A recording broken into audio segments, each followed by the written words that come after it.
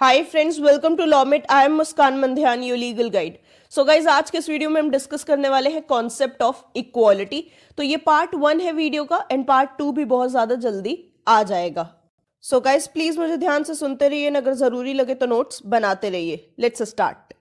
सो जो डेमोक्रेसी के दो मेन पिलर्स हैं, ठीक है, जिसपे लोकतंत्र टिका हुआ है, जिसपे डेमोक्रेसी टिका हुआ है, वो दो पिलर्स क्या हैं? एक है लिबर्टी एंड इक्वालिटी, और दो बाकी के दो पिलर्स हैं, ठीक है, जिसके दो बेसिस हैं, वो है जस्टिस और फ्रेटर्निटी, राइट। सो डेमोक्रेसी या लोकतंत्र चार चीजों पर टिका हुआ है, चार पिलर्स पर टिका हुआ है बेसिकली। एक है लिबर्टी, दूसरा इक्वालिटी, ठीक है, तीसरा जस्टिस एंड चौथा फ्रेटर्निटी, यानी कि ब्रदरहुड, भाईचारा। समझ रहे हो आप लोग? और सोशल लाइफ की सबसे जरूरी कंडीशन, ठीक है, जिस वजह से सोशल लाइफ हमारी एग्जिस्टेंस में आती है, जिस वजह से हम सब एग्जिस्ट करते हैं, वो है इक्वालिटी, राइट। सो यहाँ पे क्वेश्चन आता है, इक्वालिटी की जरूरत क्या पड़ी? भाई इक्वालिटी की ऐसी क्या जरूरत पड़ गई थी जो उसके लिए इतने सारे रेवोल्यूशंस आए, इतनी सारी चीजें हुई? तो उसकी जरूरत इसलिए पड़ी यार, बिकॉज प्रिविलेज्ड क्लास के जो लोग थे, ठीक है, जो बहुत ज्यादा अमीर थे, जो कैपिटलिस्ट थे, वो एक्सप्लॉयटेशन कर रहे थे अपने से नीचे क्लास का, ठीक है, अपने से गरीब लोगों का वो लोग एक्सप्लॉयटेशन कर रहे थे। इसलिए इसके रिएक्शन में ओरिजिनेट हुआ डॉक्ट्रिन ऑफ इक्वालिटी, ठीक है। प्रिविलेज क्लास को सबक सिखाने के लिए ओरिजिनेट हुआ डॉक्ट्रिन ऑफ इक्वालिटी कि नहीं, सारे ही ह्यूमन बींग्स इक्वल है, नेचर ने सभी को इक्वल ही बनाया है, राइट। नेचर ने हमारे बीच में किसी भी तरीके का डिस्क्रिमिनेशन या डिफरेंस नहीं क्रिएट किया है। जो इनइक्वालिटी है, ठीक है, जो इनइक्वालिटी है वो काफी पहले से ही ह्यूमन सोसाइटी में यार रह चुकी है, ठीक है ना। इक्वालिटी कब से ही हमारी सोसाइटी में पनप रही है, ऐसा नहीं है कि वो जस्ट अभी अभी आई है, नहीं, पहले के भी टाइम से आप लोग देख लो, तब से ही इनइक्वालिटी का कॉन्सेप्ट चला आ रहा है। लोग कहते हैं ना कि भगवान ने सबको अलग अलग बनाया है, भगवान ने सबको अलग अलग शक्ल दी है, भगवान ने सबको अलग अलग सूरत दी है, भगवान ने किसी को अमीर बनाया, किसी ने गरीब बनाया है। नहीं, भगवान मीन्स नेचर, राइट, नेचर, प्रकृति। लेकिन आप यहाँ पे अगर सच में समझो, खुद से भी समझो, यहाँ पे थोड़ा लॉजिक लगाना, भगवान ऐसा क्यों करेंगे यार? नेचर ऐसा क्यों करेगा?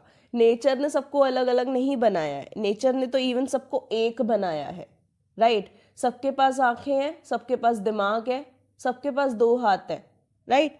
तो नेचर ने डिस्क्रिमिनेशन नहीं किया है हमारे बीच में, ये हमने खुद डिस्क्रिमिनेशन किया है। समझ रहे हो आप लोग? ये बहुत जरूरी चीज है। एक तरीके से आप यहाँ पे बहुत बड़ा क्वेश्चन मार्क लगा रहे हो। जो कब से ये सोच चली आ रही है ना कि भगवान ने सबको अलग अलग बनाया है, नेचर ने सबको अलग अलग बनाया है, नहीं, नेचर ने सबको अलग अलग नहीं बनाया, नेचर ने सबको एक बनाया है, राइट। हम सब एक दूसरे से जुड़े हुए हैं, हम सब एक दूसरे से कनेक्टेड है किसी ना किसी तरीके से। बट लेकिन ये इंसान होता है जो डिस्क्रिमिनेशन लेकर आता है, जो डिफरेंसेस लेकर आता है, right. Nature has made everyone equal. So equality का एक एक्यूरेट मीनिंग यही होगा कि सभी लोगों के पास इक्वल अपॉर्चुनिटी अवेलेबल होनी चाहिए डेवलपमेंट के लिए, बिना उनके बीच में डिस्क्रिमिनेशन किए on the basis of caste, religion, language, colour, creed, sex, profession, property etcetera. इन सारी चीज़ों के बेसिस पर हमें डिफ्रेंशिएट नहीं करना है, और सभी लोगों को, जितने भी लोग हैं, सभी को इक्वल अपॉर्चुनिटी देनी है उनकी सेल्फ ग्रोथ के लिए, उनके सेल्फ डेवलपमेंट के लिए। यही मीनिंग होगा इक्वालिटी का। सेकेंड पॉइंट है, if liberty is not to degenerate into licence, it must be qualified by equality. Licence का क्या मतलब होता है, मैं आपको समझाती हूँ।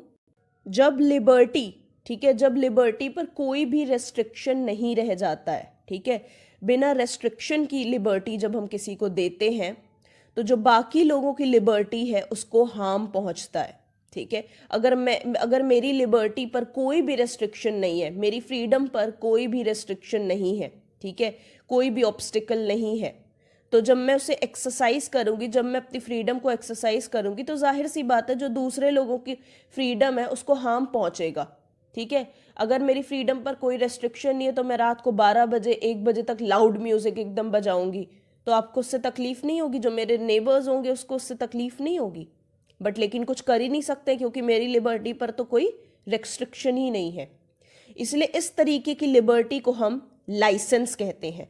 वो लिबर्टी जिस पर कोई भी रेस्ट्रिक्शन ना हो, कोई भी रेस्ट्रेन ना हो, ठीक है, एंड दूसरों को उस लिबर्टी से प्रॉब्लम हो, तब हम उसे लाइसेंस कहेंगे, राइट।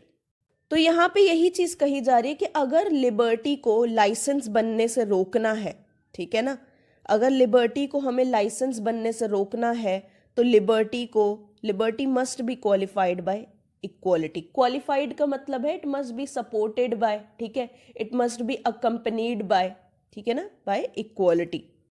यानी लिबर्टी के पास इक्वालिटी का साथ होना जरूरी है अगर लिबर्टी को लाइसेंस बनने से रोकना है तो। इक्वालिटी लिबर्टी को यार खराब नहीं करती है या उसे हार्म नहीं करती है। इंस्टेड इक्वालिटी की वजह से लिबर्टी की वैल्यू बढ़ती है, वो और ज़्यादा रेलेवेंट होती है और ज़्यादा सब्सटैंटिव बनती है, राइट। अगर हम इक्वालिटी को यूज़ करते हैं to prevent concentration of wealth, ठीक है, अगर हम इक्वालिटी का यूज़ करते हैं ताकि सोसाइटी में सबके पास इक्वल वेल्थ हो, ठीक है ना, ऐसा नहीं है कि अमीर और ज़्यादा अमीर हो रहे हैं और गरीब और ज़्यादा गरीब हो रहे हैं, ऐसा ना हो, बल्कि सबके पास इक्वल वेल्थ हो। किसी के पास ज़्यादा वेल्थ नहीं होनी चाहिए, किसी के पास ज़्यादा पैसा नहीं होना चाहिए, कंसेंट्रेशन ऑफ वेल्थ नहीं होना चाहिए। तो ये हम क्यों कर रहे हैं, यहाँ पे हम इक्वालिटी का यूज़ क्यों कर रहे हैं, ताकि सोसाइटी में एक्सप्लॉयटेशन रुक के, ठीक है ना, जो अमीर लोग हैं वो एक्सप्लॉयट ना कर सके गरीब लोगों को, जो ज़्यादा पावरफुल सेक्शंस है सोसाइटी के वो जो कमज़ोर सेक्शंस हैं उनको एक्सप्लॉइट ना कर सकें। इसीलिए यहाँ पे हम इक्वालिटी का कॉन्सेप्ट यूज़ कर रहे हैं। तो हम कह सकते हैं कि इक्वालिटी और लिबर्टी दोनों ही सेम सोशल पर्पस के लिए बनी है, ठीक है, दोनों का ही सेम सोशल पर्पस है कि ह्यूमन पर्सनालिटी का डेवलपमेंट हो और सोसाइटी में एक्सप्लॉयटेशन रुके, ठीक है ना, दोनों का ही सेम सोशल पर्पस है और दोनों की जो एक तरीके से रूट्स हैं, ठीक है ना, दोनों की जो रूट्स हैं वो भी सेम है। अब हम फॉर्मल और रियल इक्वालिटी समझते हैं, ठीक है, फॉर्मल इक्वालिटी क्या होती है, रियल इक्वालिटी क्या होती है। जब किसी कंट्री का संविधान, ठीक है ना, यानी कि कॉन्स्टिट्यूशन जब डिक्लेयर करता है कि सभी सिटीजन्स इक्वल हैं, उनके पास इक्वालिटी है, ठीक है ना, किसी भी कॉन्स्टिट्यूशन में ये लिखा हुआ है कि सभी लोगों के पास इक्वालिटी है, लेकिन सिर्फ कॉन्स्टिट्यूशन में लिख देने से इक्वालिटी यार नहीं मिल जाएगी, है ना, उसको इम्प्लीमेंट करना भी बहुत ज़्यादा ज़रूरी है। अगर हम सिर्फ कॉन्स्टिट्यूशन में लिख दे रहे हैं और प्रैक्टिस में इक्वालिटी को लाने के लिए कुछ भी नहीं कर रहे हैं, तब इस तरीके की इक्वालिटी को हम फॉर्मल इक्वालिटी के नाम से जानेंगे। सिर्फ संविधान में लिखी रहती है ये इक्वालिटी, लेकिन असलियत में, रियलिटी में ये कभी भी काम नहीं आती है, ठीक है, सिर्फ कॉन्स्टिट्यूशन तक ही ये रह जाती है और कभी रियलिटी बन ही नहीं पाती है। इस तरीके की इक्वालिटी को हम फॉर्मल इक्वालिटी कहते हैं। जब कॉन्स्टिट्यूशन और लॉ एक तरीके से फॉर्मल डिक्लेरेशन करते हैं कि सभी के पास इक्वालिटी होगी, ठीक है, कॉन्स्टिट्यूशन में भी लिखा हुआ है और एक लॉ भी पास हो गया कि सारे सिटीजन्स के पास अब इक्वालिटी होगी, ठीक है ना, और उसके साथ ही साथ ऐसे सर्कमस्टांसेस और ऐसी सिचुएशंस बनाई जाती हैं, ऐसी कंडीशंस बनाई जाती हैं जहां पर सब लोग के पास इक्वालिटी एक्चुअली में हो, ठीक है। जिसके पास इक्वालिटी नहीं है वो कोर्ट जा सकता है, राइट, वो शिकायत कर सकता है। ऐसे सर्कमस्टांसेस या ऐसी सिचुएशंस बनाई जाती हैं कि सारे सिटीजन्स अपनी अपनी इक्वालिटी एंजॉय कर सकें, उसका बेनिफिट ले सके। इस तरीके की सिचुएशन को जब एक्चुअल में लोगों के पास इक्वालिटी होती है, इसे हम रियल इक्वालिटी के नाम से जानते हैं। कौन कौन सी कंडीशंस ज़रूरी हैं रियल इक्वालिटी के लिए, अब हम वो चीज़ें समझते हैं।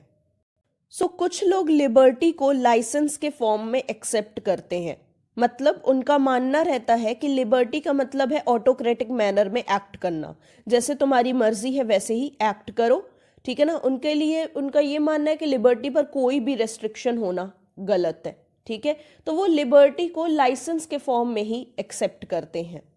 और उनका ये भी मानना है कि इक्वालिटी का मतलब ये है complete freedom of all the individuals. So उन लोगों का ये भी मानना है कि इक्वालिटी का मतलब यही होगा कि सभी लोग बिल्कुल फ्री हैं, कोई भी रेस्ट्रिक्शन नहीं है इंडिविजुअल्स की फ्रीडम पर। लेकिन ये नोशन यार, ये आइडिया जो है ये पूरी तरीके से गलत है और डिफेक्टिव है। अगर हमें रियल इक्वालिटी चाहिए, ठीक है ना, सच में अगर हमें इक्वालिटी चाहिए तो हमें एक तरीके से बैलेंस बनाना पड़ेगा लिबर्टी और इक्वालिटी के बीच में, राइट? क्योंकि दोनों ही, लिबर्टी और इक्वालिटी दोनों का ही एक ही गोल है कि बेस्ट पॉसिबल डेवलपमेंट हो सके ह्यूमन पर्सनालिटी का। अब सेकंड पॉइंट समझते हैं। रियल इक्वालिटी हम अचीव नहीं कर पाएंगे अगर हमने अपनी सोसाइटी में एक और कुछ सेक्शंस को स्पेशल प्रिविलेजेस दे रखे हैं, ठीक है ना। अगर हमारी सोसाइटी में कुछ लोगों के पास स्पेशल प्रिविलेजेस अवेलेबल हैं, ठीक है, या किसी भी तरीके का डिस्क्रिमिनेशन हो रहा है, सेक्स, क्रीड, कास्ट, रिलीजन, इन सारे बेसिस पर किसी भी तरीके का भेदभाव अगर हम कर रहे हैं या कुछ स्पेशल चीज़ें दे रहे हैं या कुछ स्पेशल बेनिफिट्स दे रहे हैं इन बेसिस पर, तब हम इक्वालिटी को अचीव नहीं कर पाएंगे। स्टेट को इक्वल अपॉर्चुनिटीज देनी चाहिए डेवलपमेंट की, सभी लोगों को, सारे इंडिविजुअल्स को डेवलप, उनकी पर्सनालिटी डेवलप करने के लिए इक्वल अपॉर्चुनिटीज देनी चाहिए स्टेट को। एक सेक्युलर स्टेट का होना बहुत ज़्यादा ज़रूरी है रियल इक्वालिटी को अचीव करने के लिए। सेक्युलर स्टेट वही स्टेट होता है जहाँ पर स्टेट का खुद का कोई रिलीजन नहीं होता है एंड सारे रिलीजन इक्वल होते हैं। India is a secular country, India का अपना कोई रिलीजन नहीं है, यहाँ पे सभी रिलीजन्स इक्वल है, ठीक है। तो यहाँ पे एक तरीके से रियल इक्वालिटी पॉसिबल है। एक कास्ट फ्री सोसाइटी होना बहुत ज़्यादा ज़रूरी है ताकि हम रियल इक्वालिटी अचीव कर सकें। रियल इक्वालिटी सोसाइटी में तभी सभी को मिल पाएगी जब इकोनॉमिक इक्वालिटी मिलेगी, राइट। जब हमारे पास इकोनॉमिक इक्वालिटी होगी, जब सभी के पास इक्वल पैसा होगा, राइट, कंसंट्रेशन ऑफ वेल्थ नहीं होगा। ऐसा नहीं है कि दूसरे लोगों के पास इतना ज़्यादा पैसा है, इतना ज़्यादा पैसा है कि जो दूसरे वीक सेक्शन ऑफ सोसाइटी को, उनको वो लोग सब्जुगेट कर रहे हैं, उनको वो लोग दबा रहे हैं। इतना ज़्यादा पैसा भी नहीं होना चाहिए किसी सेक्शन के पास। कोई पावरफुल लोग हैं, उनके पास इतना पैसा है कि वो भाई पैसा फेंकते हैं और काम हो जाता है, ठीक है ना, और गरीब आदमी कब से वेट कर रहा है। इतना ज़्यादा पैसा भी नहीं होना चाहिए, हाँ, बट ठीक ठीक होने चाहिए। एक तरीके की इक्वालिटी, एक तरीके का बैलेंस ज़रूर होना चाहिए, राइट। बिकॉज इकोनॉमिक इक्वालिटी के बिना रियल इक्वालिटी को अचीव करना ये नेक्स्ट टू इम्पॉसिबल है। अब हम समझेंगे equality as a modern idea. तो जो ट्रेडिशनल थिंकर्स थे, उन्होंने जो ये आइडिया है इनइक्वालिटी का या सोशल इनइक्वालिटी का, इसको एक तरीके से बताया है कि जो सोसाइटी में इनइक्वालिटी थी या सोसाइटी में जो इनइक्वालिटी है वो इसलिए है बिकॉज भगवान ने ऐसे बनाया है सबको, right. It is divinely ordained, यानी भगवान का दिया हुआ ही है ये सब। जो इनइक्वालिटी है, एक तरीके से कोई गोरा है, कोई काला है, जो इस तरीके की इनइक्वालिटी चल रही है सोसाइटी में, ये भगवान की बनाई हुई है, इंसान की नहीं, राइट। अब अगर इस तरीके की सोच होगी सोसाइटी में तो क्या होगा? स्लेव ओनिंग होगी।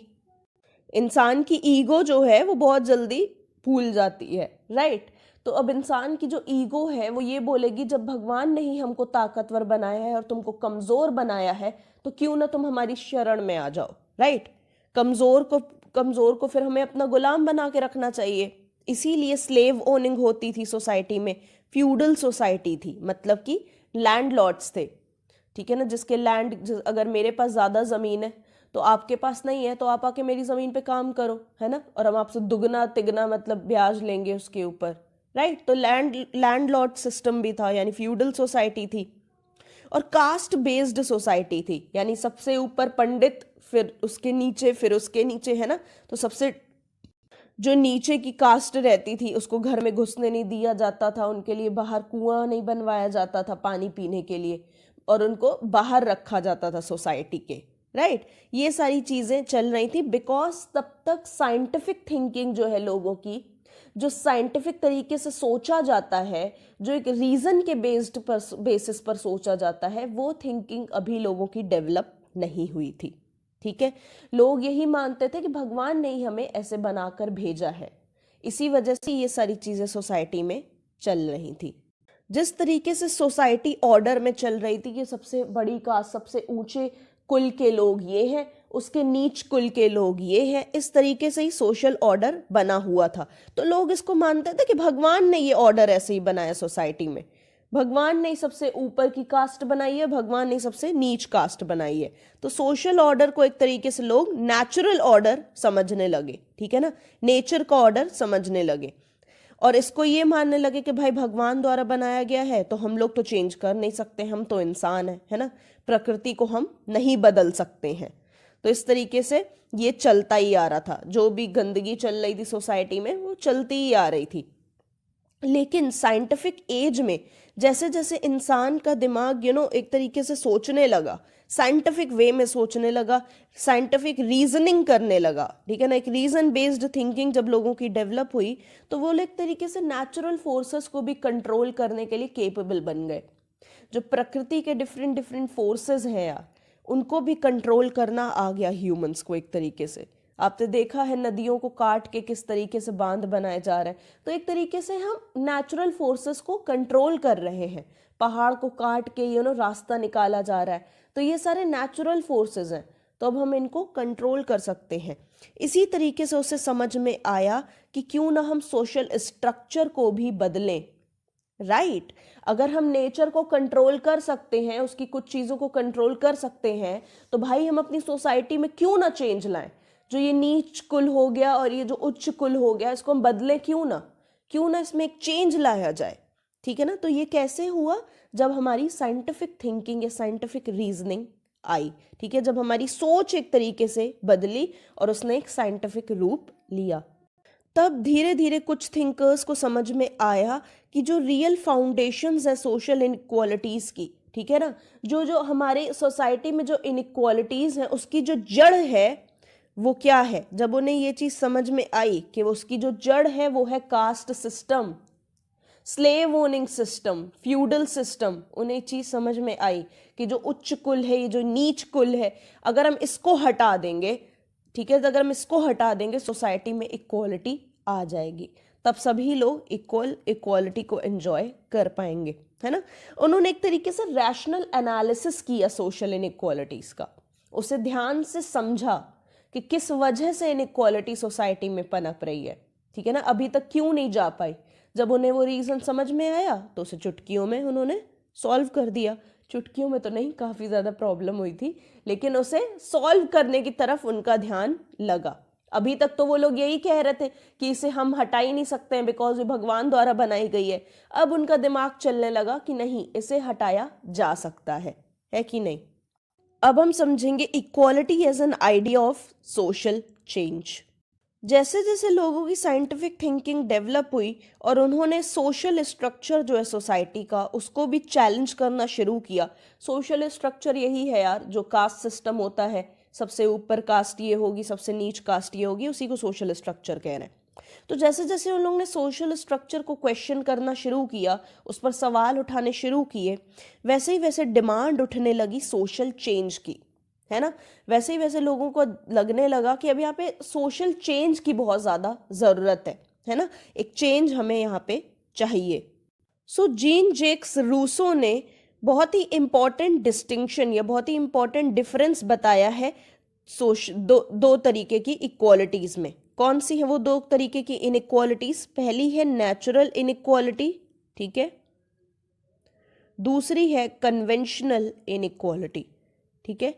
तो रूसो ने दो तरीके की इनइक्वालिटीज़ के बीच में डिफरेंस क्रिएट किया है, वो है नेचुरल और वो है कन्वेंशनल इनइक्वालिटी। ये दो तरीके की इनइक्वालिटी हमें सोशल लाइफ में देखने को मिलती हैं। तो चलिए समझ लेते हैं दो तरीके की इनइक्वालिटीज़ क्या क्या हैं। नेचुरल इनइक्वालिटी को आप एक तरीके से फिजिकल इनइक्वालिटी भी कह सकते हो, ठीक है। इस फिजिकल इनइक्वालिटी का मतलब क्या हुआ? एज में डिफरेंस होना, हेल्थ में डिफरेंस होना, हाइट में डिफरेंस होना, स्ट्रेंथ में डिफरेंस होना, ठीक है, इन सारी चीज़ों में डिफरेंस होना इज फिजिकल इनइक्वालिटी, राइट। मैं आपसे थोड़ी सी अलग हूँ दिखने में, आप मेरे से थोड़े से अलग होगे, तो ये सब क्या है? ये फिजिकल इनइक्वालिटी का काम है, राइट। इस वजह से ये इनइक्वालिटी होती है। हमारे फिजिकल फीचर्स एक दूसरे से अलग होना इज नेचुरल या physical inequality according to Rousseau. Conventional inequality basically इंसान की बनाई हुई है, ठीक है ना। कन्वेंशनल इनइक्वालिटी इंसान की बनाई हुई है, मीन्स दूसरे के पास ज़्यादा पैसा होना, ज़्यादा प्रेस्टिज होना, ज़्यादा पार होना, ठीक है। ये सारी चीज़ें क्या है, ये है कन्वेंशनल इनइक्वालिटी। ये बात तो एक तरीके से क्लियर हो गई यार, जो जिस तरीके की इनइक्वालिटी हमारी सोसाइटी में चल रही है उसी वजह से कुछ लोगों के पास एक तरीके से बेनिफिट्स अवेलेबल नहीं हो पा रहे हैं। जो एक्चुअल में उनके पास बेनिफिट्स होने चाहिए वो उनके पास अवेलेबल नहीं हो पा रहे हैं। मॉडर्न सिविलाइजेशन के काफ़ी सारे बेनिफिट्स हैं जो काफ़ी लोगों को नहीं मिल पा रहे हैं because of social distinctions and inequalities, right, not because of some divinely ordained system. भगवान की वजह से तो सबको नहीं हो रहा है, जो कुछ हो रहा है वो इंसान की वजह से ही हो रहा है, राइट। जो भी इनइक्वालिटीज, जो भी डिस्टिंक्शंस चल रहे हैं उस वजह से कुछ लोगों को मॉडर्न सिविलाइजेशंस का फ़ायदा नहीं मिल रहा है। ये चीज़ भगवान की बनाई हुई नहीं है। Equality does not imply literal equality. अच्छा, कुछ लोग क्या समझते हैं ना कि इक्वालिटी का मतलब ये है कि जो सरकार का पैसा है, जो नेशनल इनकम है, उसको उठा के सबको जा जा के बांट दो इक्वल अमाउंट में।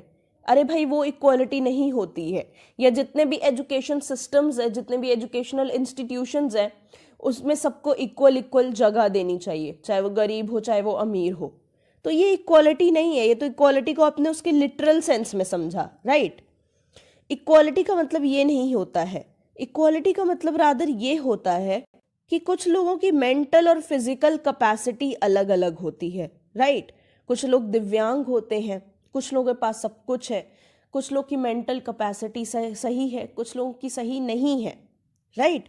उनको उनके हिसाब से उनका हक दो, समझ रहे हो। जो जैसा है उसको उसके हिसाब का हक दो।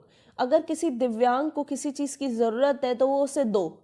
ऐसा नहीं है कि अगर कोई दिव्यांग है तो हम उससे कह रहे हैं कि भाई जिसकी पूरी बॉडी सलामत है उसके साथ जाके तुम कंपटीशन करो।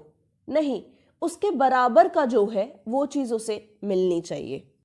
इक्वल अपॉर्चुनिटीज का मतलब होता है अगर कोई सेकंड क्लास का स्टूडेंट है तो उसे सेकंड क्लास के स्टूडेंट से ही कंपटीशन कराओ ना। ऐसा तो नहीं है उसका कंपटीशन ऑफ क्लास 10 के स्टूडेंट से कराओगे, तो यहाँ पे तो इक्वालिटी नहीं है, ये इनइक्वालिटी है, राइट। तो इक्वालिटी को हमें एक तरीके से ये समझना, ये भी एक एस्पेक्ट है इक्वालिटी का, हमें ये भी समझना चाहिए कि जिसके हिस्से की जो चीज़ है ना उसे वो दे दो, तब तुम उसके साथ एक इक्वालिटी का बिहेवियर कर रहे हो, राइट। तब तुम उसके साथ एक तरीके से इक्वल रूप में चल रहे हो। जितना जिसके हिस्से का है उसे वो दे देना इज इक्वालिटी। ये भी एक तरीके का एस्पेक्ट है। यहाँ पे ये मतलब नहीं है कि सरकार का पैसा उठा के हम इक्वल बांट दे तो इक्वालिटी आ जाएगी, नहीं, उससे इक्वालिटी नहीं आएगी। जब हम ये समझ जाएंगे कि जिसकी जो कैपेसिटी है उसकी कैपेसिटी के हिसाब से जब हम उसे इक्वल अपॉर्चुनिटीज देंगे उसकी सेल्फ ग्रोथ के लिए, जब हम उसे एक अच्छा एनवायरनमेंट देंगे जिसकी उसे ज़रूरत है, तब हम एक तरीके से इक्वालिटी को समझ पाएंगे और एक रियल इक्वालिटी सोसाइटी में लेकर आ पाएंगे। अब हम समझेंगे डिस्ट्रीब्यूटिव एंड फाउंडेशनल इक्वालिटी को। पहले समझते हैं डिस्ट्रीब्यूटिव इक्वालिटी क्या होती है। जिन प्रिंसिपल्स के बेसिस पर, ठीक है, जिन प्रिंसिपल्स के बेसिस पर हम गुड्स एंड सर्विसेज, ठीक है, इन सब का डिस्ट्रीब्यूशन करते हैं या अवार्ड्स या ऑनर्स का डिस्ट्रीब्यूशन करते हैं या उन्हें डिटरमिन करते हैं, उसे हम कहते हैं डिस्ट्रीब्यूटिव इक्वालिटी, ठीक है। जिन प्रिंसिपल्स के बेसिस पर goods, services, honours, awards etcetera, इन सब का डिस्ट्रीब्यूशन डिपेंड करता है या डिटरमिन होता है, ठीक है। जिन प्रिंसिपल्स की हेल्प से इन्हें हम डिटरमिन करते हैं कि किसको क्या मिलना चाहिए, कितना मिलना चाहिए, उसे हम कहते हैं डिस्ट्रीब्यूटिव इक्वालिटी। इस तरीके की इक्वालिटी का ये मानना है कि इंसान जो है, ठीक है ना, वो अपने टैलेंट्स और एफर्ट्स में डिफर करता है, ठीक है ना। उसमें एक तरीके से सबके पास अपने अपने टैलेंट्स हैं, ठीक है ना। सब लोग अलग अलग तरीके के एफर्ट्स लगाते हैं। मैं ज़्यादा एफर्ट लगा रही हूँ, आप ज़्यादा एफर्ट लगा रहे हैं, कोई कम एफर्ट लगाता है, ठीक है ना। किसी का काम कम एफर्ट्स में ही हो जाता है, किसी का काम ज़्यादा एफर्ट्स में होता है। इसी तरीके की हमारी सबकी अपनी अपनी ज़रूरतें हैं, ठीक है ना। हमारी ज़रूरतें भी सेम नहीं हैं, सबकी अलग अलग ज़रूरतें हैं।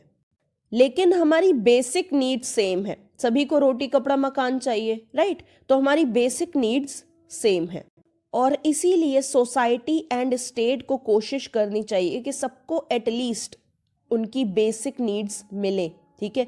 जिसकी भी जो भी बेसिक नीड्स है वो उन्हें मिलनी चाहिए। स्टेट को कोशिश करनी चाहिए कि जो फिजिकली चैलेंज्ड हैं, जो बीमार हैं या बाकी लोग हैं जो कमज़ोर हैं हमारी सोसाइटी में, उनकी ज़रूरतें पूरी हो सकें। So in short, distributive equality का एम क्या है? To create equality of opportunity, ठीक है ना? बहुत ही शॉर्ट में डिस्ट्रीब्यूटिव इक्वालिटी एम, उसका एम क्या है? इक्वालिटी ऑफ अपॉर्चुनिटी क्रिएट करना, यानी सभी के पास इक्वल अपॉर्चुनिटीज हो सके, यही एम है डिस्ट्रीब्यूटिव इक्वालिटी का। अब हम आगे बढ़ते हैं गाइस। सो फाउंडेशनल इक्वालिटी एक तरीके से इक्वालिटी को एस्टैब्लिश करती है मोरल सेंस में, राइट? वहीं डिस्ट्रीब्यूटिव इक्वालिटी इक्वालिटी को एस्टैब्लिश करती है moral as well as material sense में, ठीक है ना? Moral as well as material sense में। Foundational equality basically refers to a pretty old idea which was originally expressed in the realm of religion. So foundational equality is a pretty old idea, ठीक है ना? एक ये पुराना idea है जो पहले एक्सप्रेस किया गया था रिलीजन के रेल्म में, यानी जो फाउंडेशनल इक्वालिटी को पहले हम रिलीजन से कनेक्ट करके ही समझते थे, ठीक है? कि सभी का रिलीजन इक्वल है, ठीक है ना? सभी के रिलीजन की इक्वली रिस्पेक्ट होनी चाहिए। पहले हम फाउंडेशनल इक्वालिटी को इसी रूप में समझते थे। बट जो डिस्ट्रीब्यूटिव इक्वालिटी है वो एक तरीके का मॉडर्न आइडिया है, right? Which was initially expressed in the spheres of law and politics. So जो स्टार्टिंग में डिस्ट्रीब्यूटिव इक्वालिटी को एक तरीके से लॉ एंड पॉलिटिक्स के स्फीयर में ही एक्सप्रेस किया गया था, ठीक है? वहीं पे से पहली बार एक्सप्रेस किया गया था कि लॉ एंड पॉलिटिक्स में ही डिस्ट्रीब्यूटिव इक्वालिटी का होना ज़रूरी है। लेकिन धीरे धीरे जैसे ही ये इक्वालिटी आगे बढ़ी तो इसको सोशल लाइफ में भी इंक्लूड किया गया, इकोनॉमिक लाइफ में भी इंक्लूड किया गया, साइकोलॉजिकल लाइफ में भी लोगों की इंक्लूड किया गया, राइट? तो इस तरीके से आप समझ सकते हो डिस्ट्रीब्यूटिव इक्वालिटी कितनी अलग है फाउंडेशनल इक्वालिटी से। फाउंडेशनल इक्वालिटी आपको सिर्फ मोरल चीज़ों के बारे में बताएगी, राइट? जो चीज़ें अच्छी हैं ये हमें करना चाहिए, ये नहीं करना चाहिए, इक्वालिटी मेंटेन करने के लिए सभी को इक्वली ट्रीट करना चाहिए। लेकिन जो डिस्ट्रीब्यूटिव इक्वालिटी का कॉन्सेप्ट है वो थोड़ा प्रैक्टिकल है, समझ रहे हो? वो moral as well as material चीज़ों की भी बात करता है, राइट?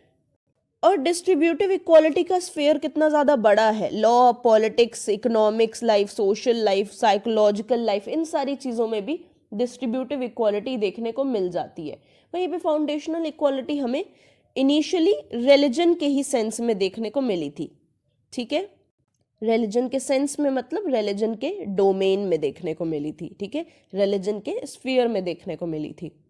सो मैंने यहाँ पे एक चार्ट दे दिया है जहाँ पे आपको डिफरेंस समझ में आ जाएगा फाउंडेशनल और डिस्ट्रीब्यूटिव इक्वालिटी में। प्लीज इस चार्ट को ध्यान से समझ लीजिएगा। So thank you for watching this video friends and we'll meet soon in the next video. Good luck.